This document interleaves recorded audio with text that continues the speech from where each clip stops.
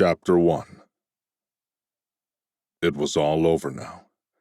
Calabar recognized the final rattle of breath from sitting by his own mother's deathbed, and he knew that his master's days were done. Frederick Green would never again rise from the mattress he had ordered Calabar to stuff with fresh straw earlier in the summer. The slave stood, reaching up to knead the tension out of his own shoulder, methodically thinking through what must be done next. Mr. Green's son, a busy and prosperous tobacco farmer, must be summoned. Calabar felt the first stab of panic at that thought, as he did not trust what the younger Green might decide to do with him, Affie, and their newborn daughter. He suppressed his fear, though, to focus on what must be done. He ducked through the doorway of his master's bedroom, stepped out through the kitchen door, and called out, "Affie, come and help me saddle up Mr. Green's horse." Affie appeared around the corner of the house, worry and fear written across her broad face. The baby was swaddled as usual in a sling against her chest, and she instinctively pulled her closer as she said in a quavering voice, "Is he—" Calabar nodded solemnly. "I need to go and bring word to Master Green. We must be ready to help him with whatever arrangements he will make for his father." He grimaced, adding, "Master Green owns us now."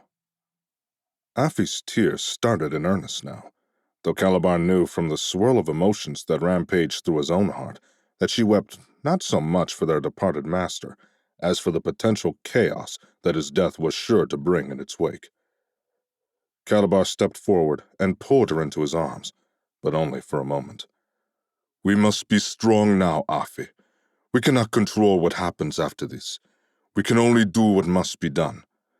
Right now, I need to ride that horse." Affie nodded, wiping her tears away. She followed him to the stable and led the old mare out of her stall to blink lazily in the bright summer sunlight. Calabar was ready with the saddle, swinging it up onto the horse's back, and Affie wordlessly reached under the animal's belly to pass him the cinch. He grunted in thanks and secured it, pulling it tight and waiting for the mare to exhale before tightening it completely.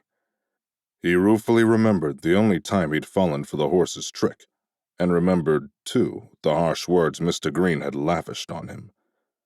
The master had returned, half an hour after the mare had ambled in, and Calabar was thankful that the man had had the long walk home to calm down a bit. If it had happened closer by, Calabar was reasonably sure that Mr. Green would have whipped him for his mistake. As it was, his master had required Calabar to sweep and scrub the entirety of the stable until it gleamed, giving the slave no rest until the job was done. Calabar remembered few nights when he had been as grateful to fall into his bed of straw as that one, and even the full moon, high in the sky by the time he'd finished the job, could not keep him awake. Shaking his head to dismiss the memory, Calabar slipped the bridle over the horse's head and slipped the bit between her teeth. He placed his foot into the stirrup as he'd seen Mr. Green do so many times, and attempted to swing himself up onto her back. He succeeded only in kicking her in the hindquarters, and she shied away, giving him a baleful glance over her shoulder. Affie was struggling to keep a smile off her face, her lips pressed together in firm and serious determination, though her eyes told a wholly different story. Calabar sighed and said, "Fetch me that stool, if you could." Stepping up onto the short stool, he tried again, and succeeded in getting himself onto the saddle, albeit without his legs straddling the animal. Gracelessly, he scrambled into a seated position and worked his other foot into the stirrup. Affie looked up at him. "Are you sure you should ride and not just walk?" He sighed, picking the reins up as he'd seen Mr. Green do on many occasions. "I may wind up walking. I should try to get there as quick as I can, though." He pulled the reins to one side, urging the horse to turn. She bent her neck in the direction he was pulling, but did not move her feet at all. He pulled harder, and the horse tossed her head and then started back for her stable, carrying Calabar along helplessly. Affie followed, her expression no longer concealing mirth, but instead sharing in Calabar's obvious frustration. "Should I lead her back out?" He shook his head in resignation. I will just walk, he said, pulling his foot out of the stirrup and swinging it over the mare's back to jump down. Can you remove the tack? He got his other foot free of its stirrup and slid down to the ground. She nodded and bent to start loosening the saddle, protecting the baby's head with one hand as she did so. Thank you, Afi. I had best sit out. I will make up what time I can. He sighed again, grimacing. I'll tell Champi on my way. He will gather the others. With no more than a quick glance back, Calabar set out down the road from the big house, between the fields grown waist-high on both sides of the road with the bushy indigo plants that had made Mr. Green so prosperous in life. As he ran, he could hear the scream of a locust and smell the damp earth of the fields. He breathed in deeply, glad that it was not yet harvest season. Once the slaves began processing the indigo, the reek of the fermenting leaves would overpower everything else, as far as the eye could see. He approached the three-tiered processing vats and found Champi, the plantation slave driver, fetching water to bring to the crew working the field beyond the structure. He slowed to a walk, mastering his breath so that he could speak to the other slave. Champi looked up at Calabar's approach, concern clear in his expression. Mr. Green had been ill since the prior evening, and his condition had been a topic of conversation and speculation in the slave quarters far past the setting of the sun. Calabar nodded in greeting to Champi and said simply, Mr. Green is dead. I'm going to tell Master Green. He will need to make arrangements. Champi's mouth fell open and, shaking his head slowly, he said, I for sure he was gonna pull through. His gravelly voice concealed any grief he was feeling, but he grimaced, betraying his emotions. And just before the harvest, too. Looking around at the indigo in the fields, Calabar agreed. It's going to be a good crop, too. Shame Mr. Green didn't see it come in. He motioned with his head back up the road. I had best be off, Champi.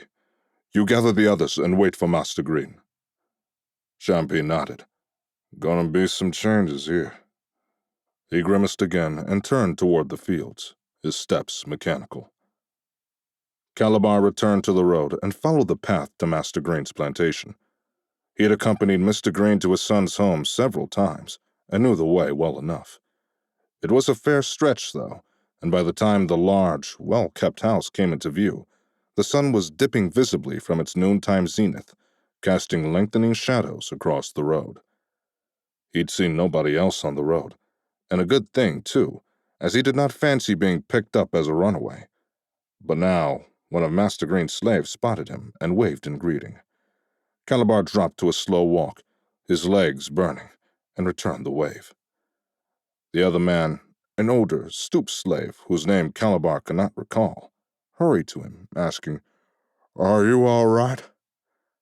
Between breaths, Calabar puffed out, I am fine, but I must speak to your master without delay. Giving Calabar a quizzical look, the older man said, Here's in the house. I will take you. They found Master Green sitting at a large table, papers spread out before him in orderly piles. His face was broad, and his characteristic shrewd expression gave way to a frown as he looked up to find Calabar standing before him. What brings you here, and in such a lather, boy? I be so sorry, Master Green. I got to tell you that your father done died. Green blinked quickly, his face registering shock, and he asked, What? How? I just saw him a fortnight ago, and he was hale and hearty. Calabar bowed his head, replying carefully, He took ill quick at night, sir. He be weaker all night, then died just a while ago. Green cast his eyes downward toward his desk for a long moment before he replied, This is an unlooked-for turn. He frowned again, saying almost more to himself than to Calabar, What in the name of heaven am I going to do with an indigo plantation? Calabar kept his expression steady, but the fear that had burned in his gut ever since he saw Mr. Green's clammy, slack face by the light of the rising sun now roared into a blaze. The questions came unbidden to his mind. Would the slaves be sold, scattered like chaff in the wind? What would become of Affy and the baby? Could he persuade a new master to buy the three of them together? The routine of life on the indigo plantation was grueling, but it was familiar, and the prospect of having it snatched away by an untimely and sudden shift of fortune shook him to his core. He realized that Master Green was again gazing up at him, a thoughtful frown on his face. Green called out to the oldest slave, who still stood behind Calabar in the doorway. "Albert, get the horses hitched to the cart and make it fast." Looking back at Calabar, he said, "I suppose you ran all the way here, then. Very well. You may ride to my father's plantation with me." He wrinkled his nose, adding, "You will sit on the back, however."